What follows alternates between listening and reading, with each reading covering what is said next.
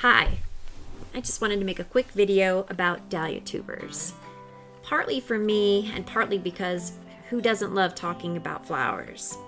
Last year was a pretty rough year for me, and so at the end of the season, I did a pretty terrible job of lifting the tubers. I left about half of them in the ground to die, and the ones that I did bring in the house, I murdered anyway.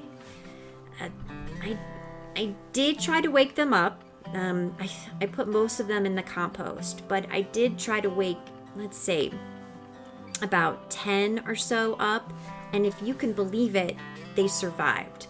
I mean, they were in terrible shape, but they are growing, and so that's exciting. I don't know which ones they are, so again, that's why this list is great. So I'm going to start by going over the ones that I had ordered last year, and this primarily includes the ones that may be alive, may not be alive.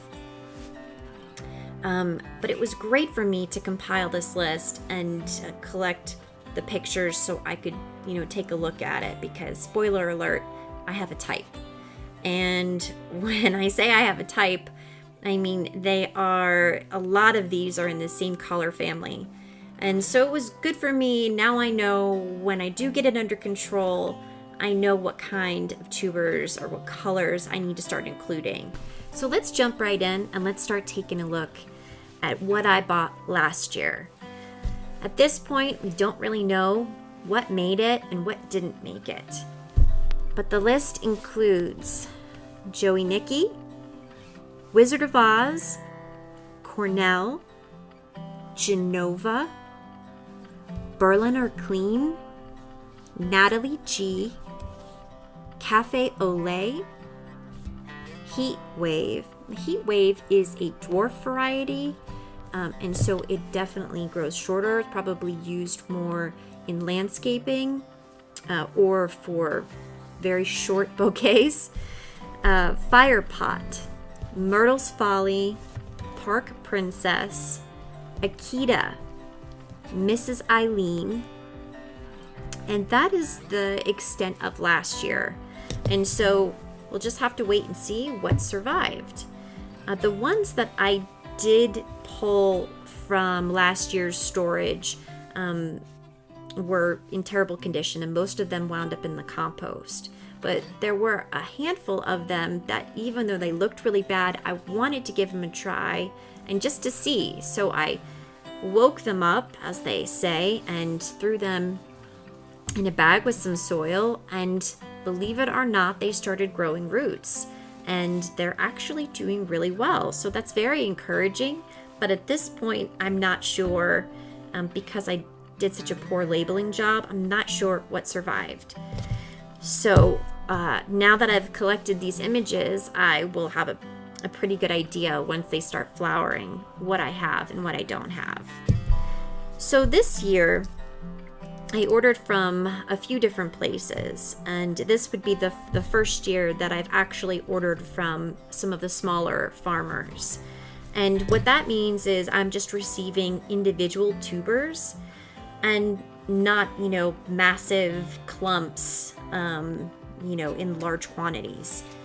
So I did get 3 different varieties that are still in large quantities. I had originally ordered Mango Madness, and I was very excited about that, but there was some sourcing issues, and so they subbed out with Philip Campos, and I'm actually quite happy about that. At first I was upset. It's always disappointing when you're not going to get what you ordered, but Philip Campos, from the photo that I picked up today, seems to be in the nude family, and I do really love those buff to nude colors. Now, I could be wrong.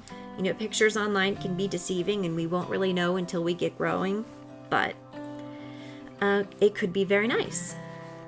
Mom's Special is the second kind that I got, and this is where I veered off from my traditional coral colors. And it's a white flower with the lavender streaking. And so it seems pretty. And there's a lot of variance in the images that were online, so we'll just have to wait and see. Park Princess, this is the second time that I've actually ordered this variety, which is interesting because it's the cactus style. And that's not normally one that I really like, as you can tell from the types that I've chosen. But when I decided to move forward, and because I had originally said no, I'm not gonna order any more this year because I'm just gonna wind up murdering them again, and the guilt was killing me. When I decided to move forward with ordering some, and there weren't a lot left. I was a little late to the party, and so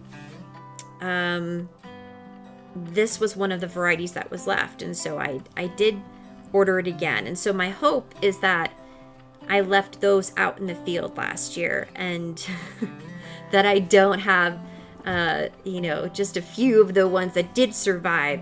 I'm hoping that Park Princess is not one of them. And so those are the 3 varieties that I got in a large quantity, and we shall see how they do. The rest of these are from 2 different smaller farms, and I only received 1 tuber. They do multiply very quickly as long as they survive and thrive. So I'm not worried about that. I think this is actually better because it gives me an opportunity to really see if I like it before I, make such a large commitment and order, in multiples of 50. So here we go. The new ones for this year are Cheers, Dragonberry, Eccentric, Fire Magic, Groovy, Half Pint, Jitterbug, Laura Ashley, Patches, Purple, I'm going to probably butcher this, Taiheo, Jennifer's Wedding was one that they had thrown in there as a freebie, which was nice. Wind's Moonlight Sonata, Totally Tangerine. This one I'm really excited about because it's the anemone style, and it's different from anything I have. Not in color necessarily, but in the flowering structure. Terracotta, Nicholas, and Jerry, I'm gonna say Heck, I'm not sure. If you put all of these up on the screen at the same time, this is where you're going to start to see that, yeah, I have a type. But not a big deal. They're still all going to look lovely. And I'm definitely excited for getting out in the garden and growing beautiful flowers and sharing with the people that I care about. So that's it. I just wanted to make a list and get organized and get excited. So hopefully I didn't bore everybody and you found it just as exciting as I do. And I guess happy gardening. Take care.